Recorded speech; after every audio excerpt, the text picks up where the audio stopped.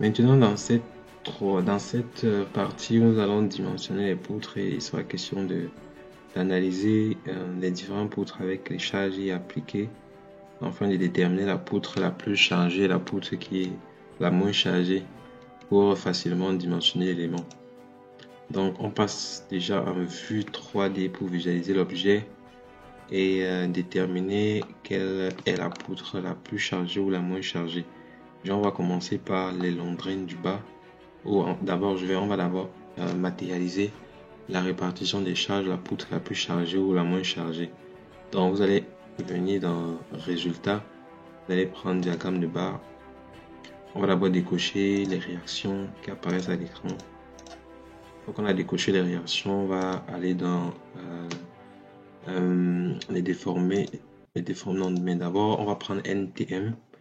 On va déjà matérialiser les forces en X, en Y et les forces en Y et les moments en Y.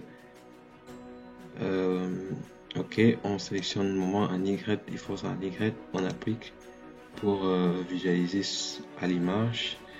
Ok. Maintenant, ce qu'on va faire, c'est déterminer quelle sera la poutre la plus chargée ou la moins chargée en fonction des niveaux sur la poutre. Bien sûr, vous voyez des valeurs appliquées directement sur les poutres, sur ces valeurs dont on a besoin. Donc maintenant, vous allez venir dans Paramètres.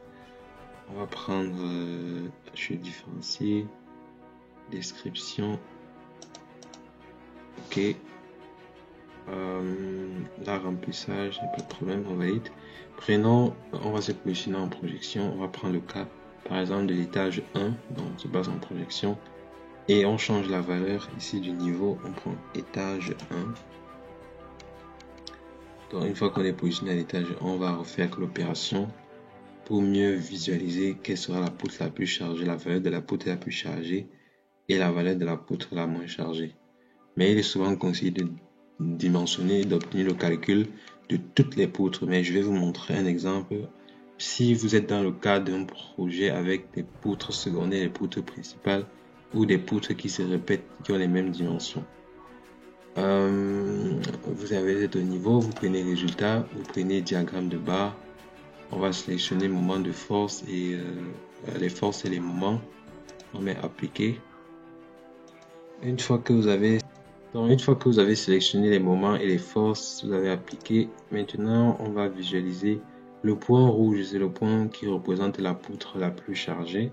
Donc, par exemple, ici, vous voyez, ici, là. Et cette poutre en vert, vous voyez, matérialisée ici en vert, sont les poutres les moins chargées. Donc, on dimensionne plus la poutre la plus chargée habituellement et on généralise suivant toutes les autres poutres. Mais là, on a la possibilité de dimensionner poutre par poutre et élément de structure par élément de structure. Donc, c'est possible. Donc, maintenant, ce que vous allez faire, c'est... je vais sélectionner toutes les poutres d'un niveau et puis on va effectuer le dimensionnement exemple, comme modèle exemple. Donc, je vais faire sélectionner, édition, je vais prendre sélectionner. Je vais prendre sélectionner les barres. Je prends sélectionner les barres. Je vais prendre les barres de 20 par 40 du niveau 1. On départ 4,56. 4,56. Je valide. Ok, il sélectionne l'étage 1. Maintenant, à partir de l'étage 1, j'ai sélectionné toutes les poutres de l'étage 1. Après avoir sélectionné toutes les poutres d'étage 1, je vais lancer ensuite l'obtention des ferraillages ici. Donc, comme je l'ai dit, suivant le ferraillage aérien des éléments en BA. Donc, je clique dessus. Ok, ça charge. Ok, une fois que tous les éléments ont été chargés, maintenant il sera question de dimensionner. Comme les semelles se dimensionnent à l'ELS, les poteaux à l'ELU, donc on dimensionne les poutres à l'ELS et à l'ELU. Donc déjà vous validez, vous laissez ça activer. Maintenant ça charge les poutres qu'on a sélectionnés. On va dimensionner toutes ces poutres une par une. Une fois que toutes les poutres ont été chargées, vous avez toutes les poutres présentes dans votre projet suivant la liste présente à l'écran. Donc, maintenant, on pouvait choisir juste avant de matérialiser les poutres une par une, mais bon, ça associé suivant les poutres aussi suivant les poutres continues, ça additionner pour faciliter aussi le travail. Donc maintenant, on va essayer de calculer, de dimensionner toutes ces poutres-ci. Donc, on va cliquer ici, sur la première poutre, on descend jusqu'à la dernière, on appuie sur tabulation et on sélectionne déjà toutes ces poutres-ci. On va appliquer les paramètres et dimensionner toutes ces poutres d'un seul coup. Donc, suivant si votre ordinateur est assez puissant pour supporter le calcul. Si ce n'est pas le cas, vous allez calculer 2 poutres ou poutre par poutre. Donc, une fois que j'ai sélectionné toutes ces poutres, par exemple, je vais définir les paramètres. Donc, les paramètres, je vais prendre un cas d'espèce pour vous montrer comment définir les paramètres. On va prendre une poutre, on va définir les paramètres suivant une seule poutre. Ok, on sélectionne une seule poutre. Le numéro des poutres qui sont présents ici sont les numéros représentatifs de la structure. Donc, ce sont les numéros que vous allez représenter dans votre plan de coffrage. Donc, vous allez matérialiser ces numéros, ces nombres de poutres dans votre plan de coffrage pour mieux les repérer lors de la matérialisation sur le site. Donc, on va prendre l'exemple, on va sélectionner cette poutre-ci. Et le premier élément déjà, bon, c'est ce qui concerne les paramètres de l'étage, en ce qui concerne la fissuration et le milieu agressif, on laisse comme ça. On va prendre déjà le modèle, l'option de calcul. Pour l'option de calcul, on aura simplement, là on coche enrobage à l'armature transversale.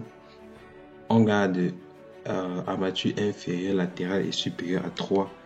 On garde à 3 pour les londrines au niveau des fondations comme amorce. Maintenant, lorsqu'on arrive au niveau de l'étage, on prend l'enrobage à 2,5. Donc, on va prendre ici l'enrobage à 2,5 partout parce qu'on est au niveau de l'étage. On peut prendre à 2 ou 2,5, ça passe toujours. Ou on peut définir, on peut décocher fiction, définir. L'ordinateur va définir de façon automatique. Donc, en ce qui concerne les autres éléments tenus au feu forfaitaire, on décoche disposition de 6000 poutres préfabriquées. Les flèches aussi, on décoche largeur de table.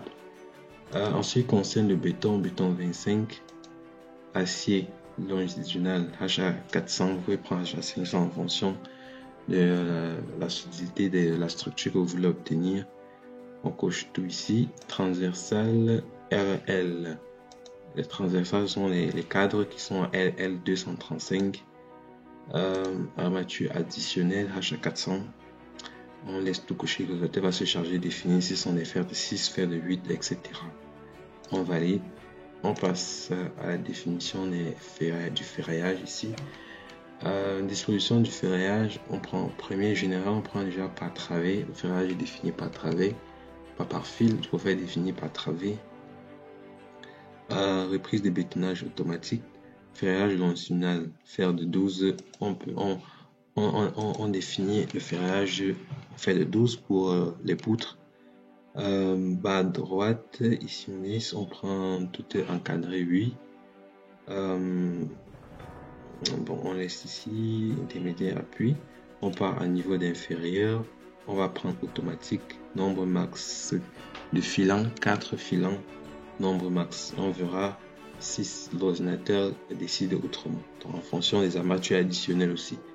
Supérieur, on va prendre automatique 2 armatures supérieures. On va prendre sur la largeur des mêmes rames. Transversaux, on va prendre ajuster l'enveloppe si c'est pratiquement automatique ici. On va cocher ici, on va prendre automatique. Diamètre numéro 1 automatique aussi. Ensuite, on passe secondaire. Pareil, reprise en compte des calculs. Diamètre automatique ici. Prends 1 ici. On continue. Ici, on coche continue. On prend armature de peau 10. On prend diamètre 10. 0,70 au cas par défaut, je pense. Donc, on prend le dernier ici. Ensuite, on passe aux formes pour finir. Crochet gauche et droite, bien sûr, à 135. Crochet seulement si nécessaire pour terminer. Et ensuite, vous validez OK. Je pense que c'est le dernier. On a terminé. Une fois que c'est terminé, vous pouvez directement lancer le calcul parce que ici, les éléments définir, ici sont les éléments par défaut. Donc, ici, vous pouvez définir aussi la géométrie, quelle forme de poutre vous voulez obtenir. Vous pouvez choisir ici, mais ici, c'est par défaut. Il n'y a rien à changer ici. Maintenant, lorsque c'est terminé, vous lancez simplement le calcul. Vous mettez générer le dessin de ferraillage. L'ordinateur se charge de calculer et d'obtenir le dessin de ferraillage pour la poutre 264. Ok, une fois que c'est terminé, vous avez les fers HA400 ici, les fers additionnels en fer de 6 et les cadres en fer de 6. Vous voyez que ça coche bien ici, que c'est validé. Maintenant, comme je dis, vous pouvez sélectionner tout, vous appliquez les paramètres selon la liste ici, vous changez le modèle, vous appliquez les paramètres selon la liste ici et vous lancez le calcul. Si votre ordinateur peut résister, est assez puissant, il va effectuer le calcul. Sinon, il va planter et il va fermer le logiciel. Donc là, une fois que c'est terminé, ici, vous obtenez votre ferraillage, vous obtenez votre poutre avec le ferraillage. Là, c'est ceci. Je refais le calcul comme ceci. Vous obtenez votre vous obtenez votre poutre avec son ferraillage, donc fait de 12 avec les armatures additionnelles en haut. Ok, là c'est parfait. Je pense que on va arrêter là pour la partie poutre. On fait une pause et on revient pour les dalles pleines au niveau des balcons.